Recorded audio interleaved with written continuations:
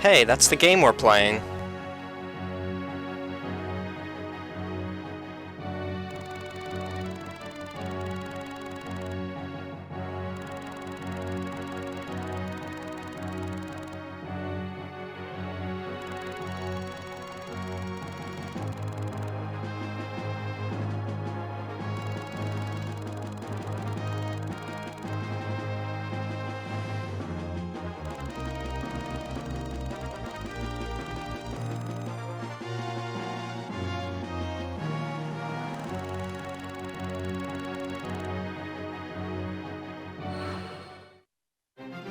Gee, do you think the game is telling us to bring a thief for this chapter?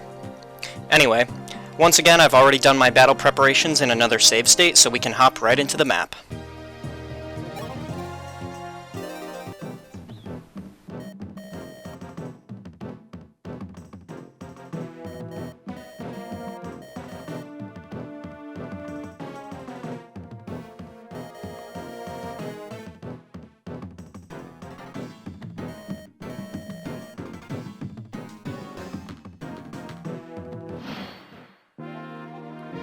So, this is a pretty busy map right off the bat. Lots going on and many areas we need to desperately attend to. Right at the beginning out here is an armory right outside the walls of the castle, though it doesn't sell anything too interesting. Yeah, just iron and steel weapons, javelins, things like this that we already have a lot of. There's also a thief locked up in this cell here, and they left him with his sword for some reason. He's recruitable though, so let's help him out. We got a door key from killing one of the knights last chapter. We could also have Julian finally use his actual skills to open it without a key, but in the interest of recruiting this character in one turn and keeping Julian moving as quick as he can, we'll burn the key right now. You can recruit Rickard here by talking to him with either Marth or Julian. His Julian conversation is funnier though, so definitely do that.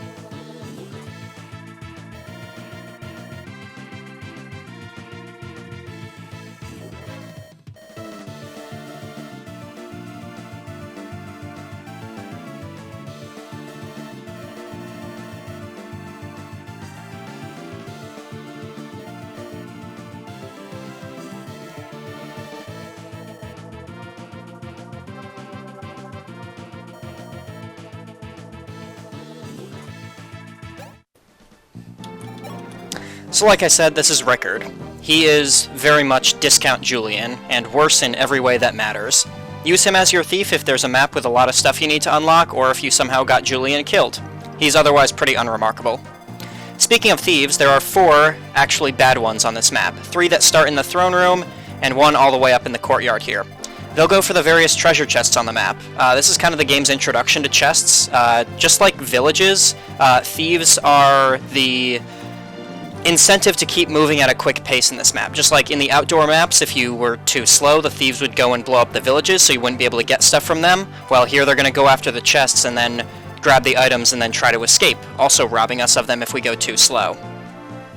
If they get there, if they manage to get the chest and then escape, they'll try to flee out this courtyard here. The loot they have is lost forever. But if they grab an item, it'll be written in green text in their inventory, so they'll drop it if we kill them. I believe if a thief manages to steal more than one thing, only the item at the bottom of their inventory, the most recently acquired one, will be dropped. So it's not bad to let an enemy thief grab a chest for you, as long as you can catch them, but don't let them open more than one. The 3 by the throne room aren't really hard to intercept. They have to run all the way up through the hallways, grab the chests, and then run all the way out to the courtyard to escape. But this one up here is a real pain. He goes straight for this chest and then straight back out to escape, and it's really hard to catch him in time because the way up to him is so clogged up with knights and other units, and all these guys are going to start moving towards this hallway, which is where most of the fighting is going to be happening on this map. Thankfully, the warp staff completely trivializes him.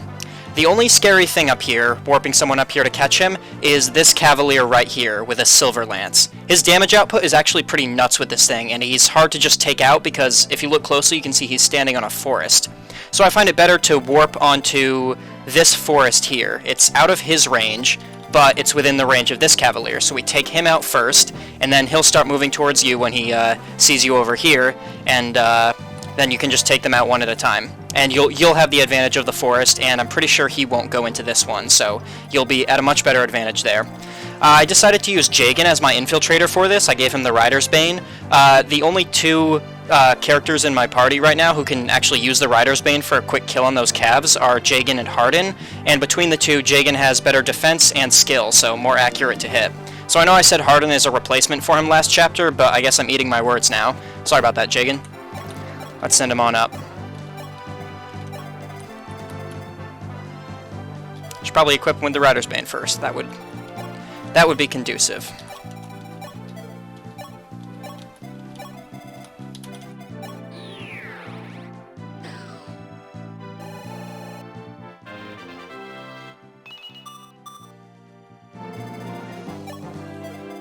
And everyone else is gonna get ready for battle by moving up here.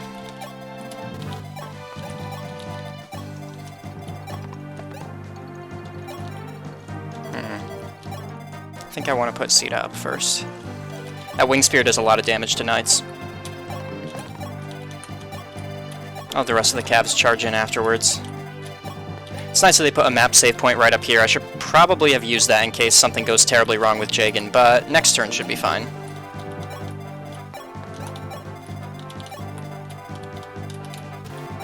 Any treasure chests that the enemy thieves don't open, we need to open ourselves, so Julian and Rickard do have some work to do here. Rickon's a different character. Not in this game, though. Kind of annoying that she isn't just 1 point stronger, otherwise she'd be able to one-shot the Knight and save a use on the Wing Spear, but it's okay. We'll be getting another one pretty soon.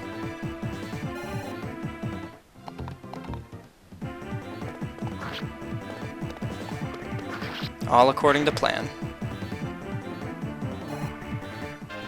And there's that Jagan level up we were waiting for. That's a pretty typical Jagan level up.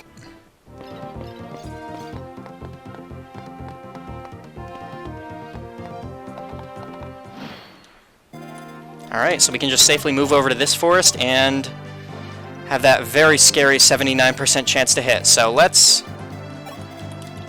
use an intentional mechanic by the creators of this game to save, just in case something terrible happens.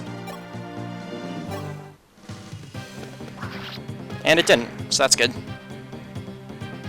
And from here, it's pretty trivial to catch the thief. So he drops a master key. It opens any door, chest, or bridge, apparently. I don't know how many locked bridges are actually in this game, but regardless, it's a key that works on anything that's locked, and it has 5 uses on it before it breaks, so that's really good. Don't need it for this chapter, though. It's useful for if you need to do thief things, but you don't want to run your thieves all over the map, or just don't want to waste a deployment slot on them for that run.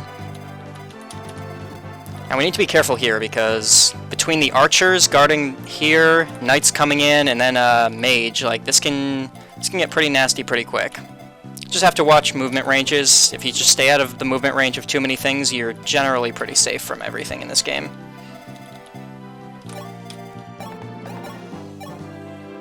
Abel can double. Can Hardin double? Yes. He almost one-shots too, that's really good. All things considered, I don't really mind just sending Hardin up here to start taking these guys out. Yeah, I think that'll work. Let's see if he can take out the Knight in one round. With the Silver Lance, he probably can. Yeah, I don't know if I wanted to use it on that, though. Let's just use the Steel Lance. Yeah, I like that. Good hit rates.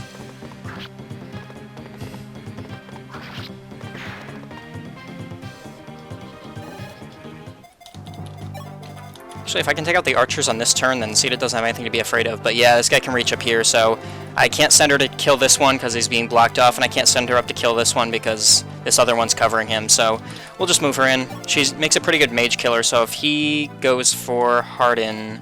I've actually kind of left Hardin taking a lot of damage here, but I think he's fine.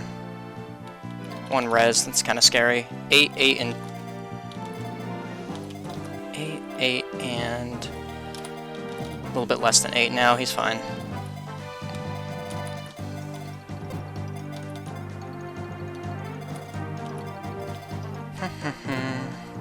Sorry for this turn is taking a long time, I'm just trying to be careful here.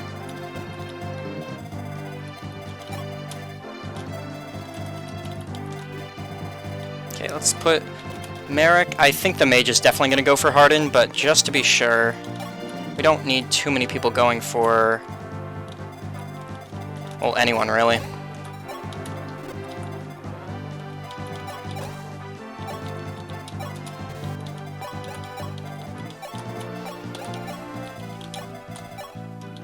Kind of need to turtle up here at the beginning a little bit. It's just the safe thing to do. Next turn, we'll probably take all these guys out in one swoop. This is a bullion. There's multiple sizes of these. This is the small kind, the S. They're just for selling for some extra gold. They don't do anything else. Another map where Barst doesn't get to do anything. It's really sad. I really do like him. He just hasn't found a lot of use in this run so far.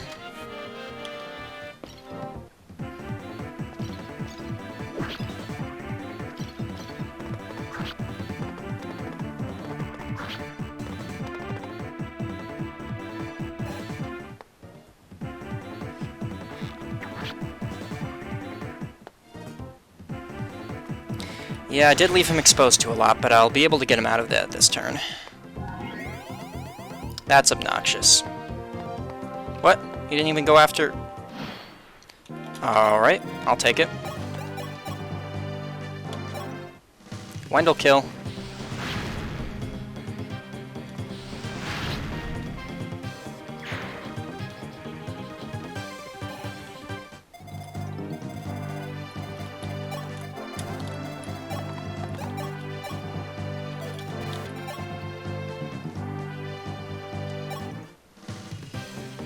I mentioned Sedgar and Wolf wouldn't really see any action, but I decided to bring them this map. They have good range between the horse and the bow, so I figured they're at least better than just bringing an infantry archer from the extra range alone. I want to make sure I get the kills to actually valuable people, though. Ogma's a valuable person.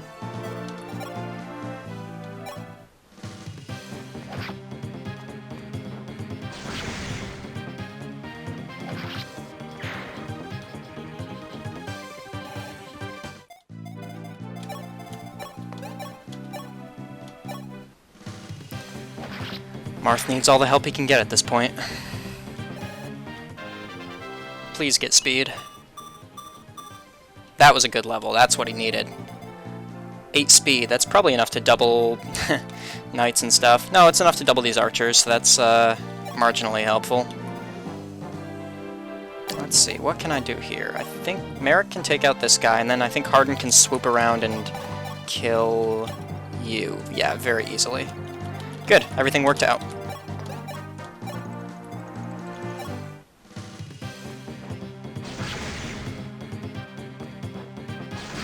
One thing I forgot to mention last chapter was at the end of chapter 4, where we got the Rider's Bane, Villager at the end of the chapter gave us the silver sword that I've kept on Marth for some reason. He told us to give it to Harden, but funnily enough, Harden can't actually use it. He has a lance rank to use silver lances, the B rank there, but only a D rank in swords, so he can't use the silver sword. I can only imagine that this was an oversight from the original version of the game, where weapon ranks weren't separated by individual weapon type. They were a single stat that encompassed all the weapons a character's class could use. It even had a growth rate like other stats, and increased as you leveled up, not as you used the type of weapon.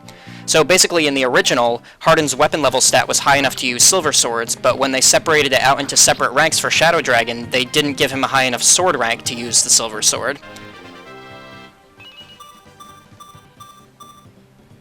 Nice first level, that was great. You'd think that if they wanted to give him one high rank and one low rank for balance purposes, they'd give him the B rank in swords and the D in lances so he can actually use that scripted weapon he gets. Maybe they forgot, or just weren't thinking, or had some other reason for it that I don't know. It definitely shows how changing just one aspect of the way a game is designed and balanced can have a ripple effect on a lot of other connected mechanics. It's just something I was thinking about. I almost wish they didn't give thieves attack ranges, because they never actually fight you, unless they absolutely can't escape from, unless you're blocking their way to the treasure or whatever.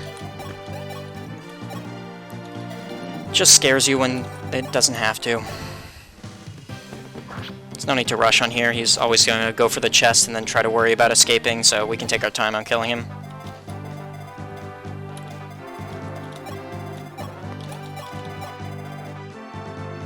I wonder if I can actually...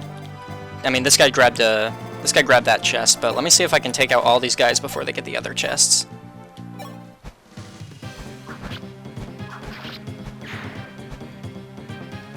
Just for fun. Like I said, it doesn't actually do anything. Yeah, it's Sita got C rank in lances. That's cool. Now she can use Rider's Banes, if she didn't already have a weapon that was both a Rider's Bane and a armor-slaying lance.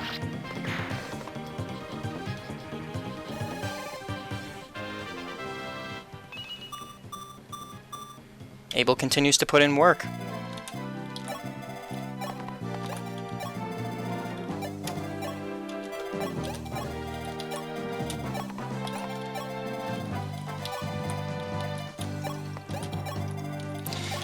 Bar's lagging behind, as usual.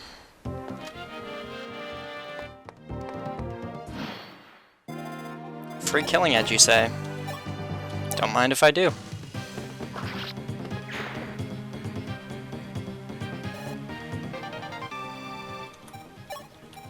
Send that to the convoy. That's interesting. It looks like this guy isn't going for more than one chest. Maybe they're coded not to.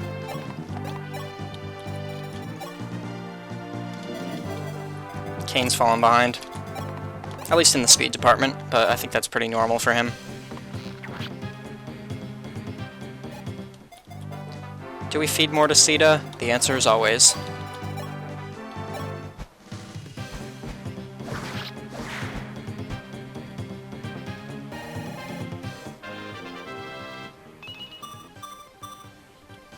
Yep.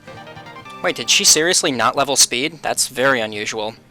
This is a Seraph Robe, the first stat booster we've seen. This one, you put it on the character you want to use it on, and then you just use it from their inventory, and it raises their max HP by 7, which is good on basically anybody who is a little bit squishy. Might consider giving it to Sita. Her max HP is pretty low, considering. And yeah, that's... surprisingly, that's the hard part of the map already over, if you can believe that. Now it's just a matter of slowly baiting out enemies one or two at a time until we can get up to the boss. And obviously sending our thieves to take the chests. So Marth has a conversation with Rickard here. If you recruit Rickard with Julian, but Rickard can't talk to Marth, Marth has to talk to Rickard, which is kind of weird. It's actually different from if you had just recruited Rickard with Marth. This is a physics staff. It lets you heal anyone from anywhere. Just like the warp staff, it's not limited by range in this game, so that's incredible. C rank, though.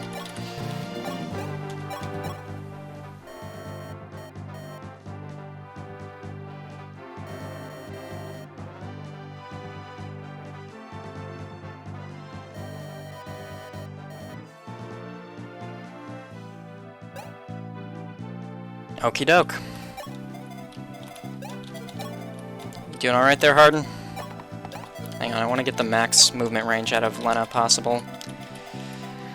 I guess we'll just bait out the archers with Abel. I kind of wanted to do it with Merrick, but I'm sure he'll get other kills later. Let's keep Kane close. I'm not sure if they have their support yet. Maybe they do.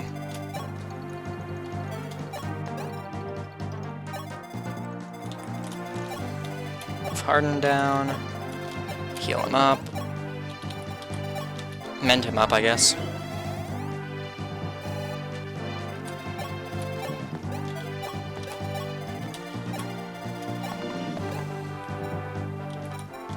We'll save this for when we need it.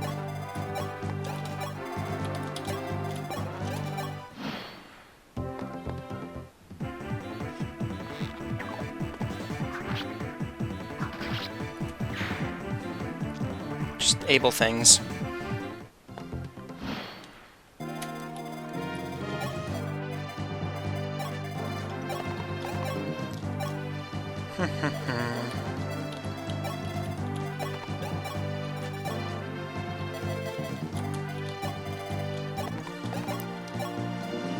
Alright, Wolf, put that pre-promote status to good use.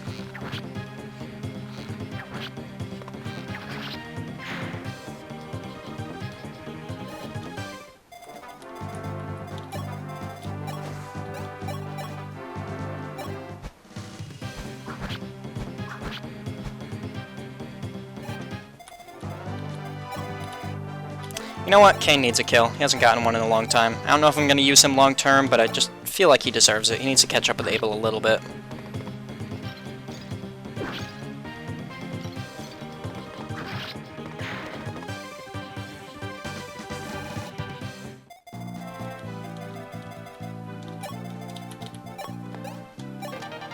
And in chest number 3 is an Armor Slayer. It's a sword that lets you deal effective damage against armored units like knights and generals. Quite useful. Ogma will put it to good use at some point, I'm sure. Maybe the calves too. Sorry if the quality of my commentary is a little bit lower today. I'm stumbling over my words a lot. It's pretty late at night or pretty early in the morning, depending on how you want to look at it, but I hadn't recorded an episode in a while, so I just really wanted to do one. I think it's probably fine though. And here we get to the stage where everyone just blobs up him in a one big square, and we just wait for the enemies to come.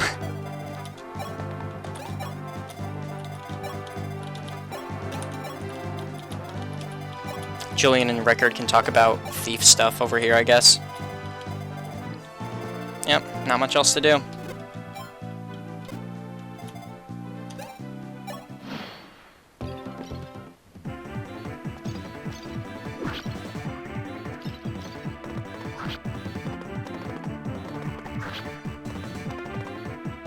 If I wasn't fighting knights, I'd be training my sword rank so we can actually use that silver sword, but okay, question. Can I bait these guys out with Merrick to give him some experience? 14 attack, 14 attack. He has 4, so we should take 20 damage total, which means he survives. Alright, Merrick, this is gonna hurt a lot, not gonna lie.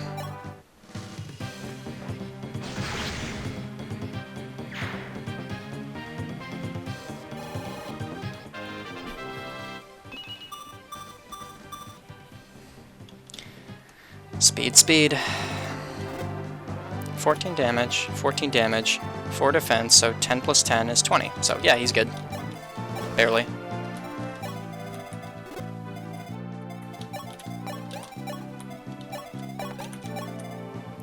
No pain, no gain. For anybody, for you or for the healer for healing up your wounds.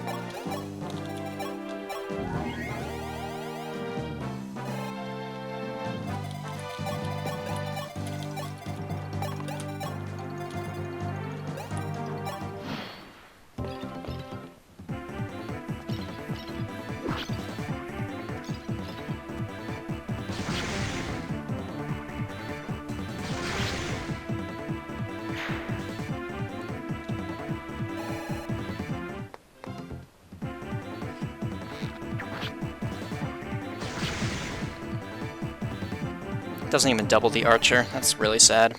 Well, kill for Marth, I guess. Now, who's gonna be next?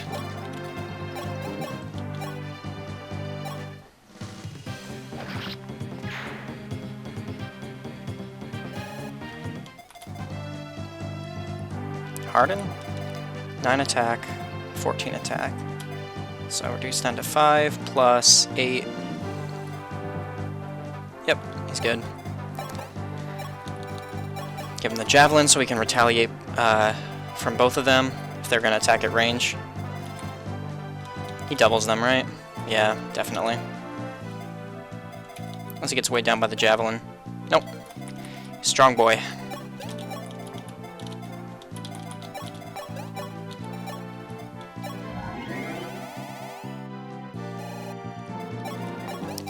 Just rub some dirt in it, Merrick. You're fine.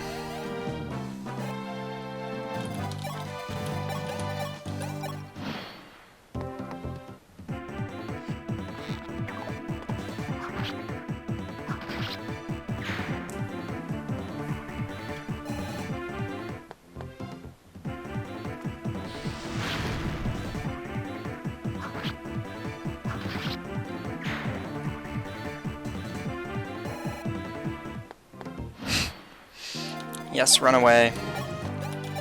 So this is the boss, first enemy general we've seen.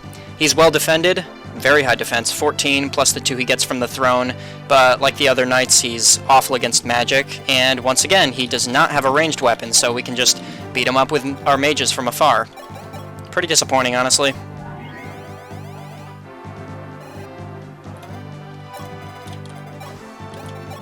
Probably gonna give Sita the kill again. There's just no reason not to, she's so good.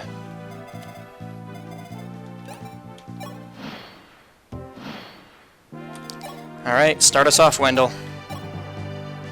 14 good damage. They're all dead, sir, that's why.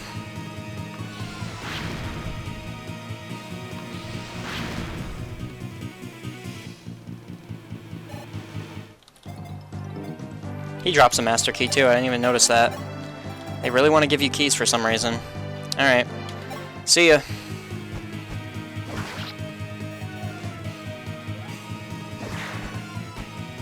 Because he didn't bring a javelin, that's why. It's way too easy.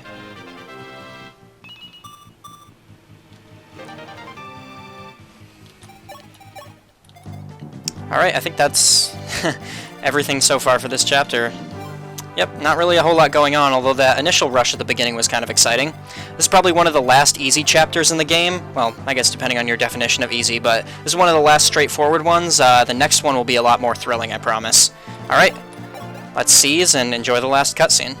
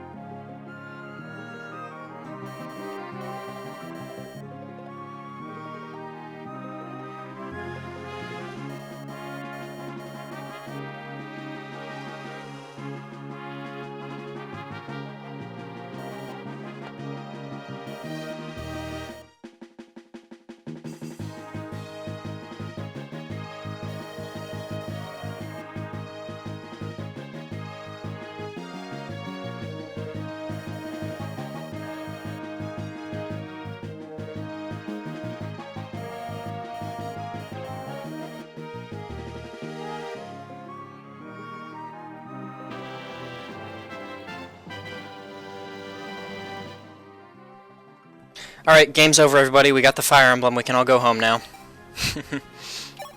So yeah, this is the Fire Emblem. The actual effect of the item, it's always in Marth's inventory. He can't take it out, lose it in any way. It's always going to take up a slot in his inventory. And it gives him the ability to open any chest without a key, just like a thief. So he's actually the closest thing the series has to a thief lord, which is pretty interesting. You don't really think of Marth as the type of guy who'd go for that, but I guess the original intention was if you get your thieves killed, you can still open treasure chests, which later in the game is going to be pretty essential to getting some things we practically need to beat the game, so they really didn't want you to lock yourself out of being able to open chests, so why not just tie it to the life of the main character? We'll send the Silver Sword to the convoy until Hardin or Marth or somebody at least can use it, and we'll keep the Fire Emblem.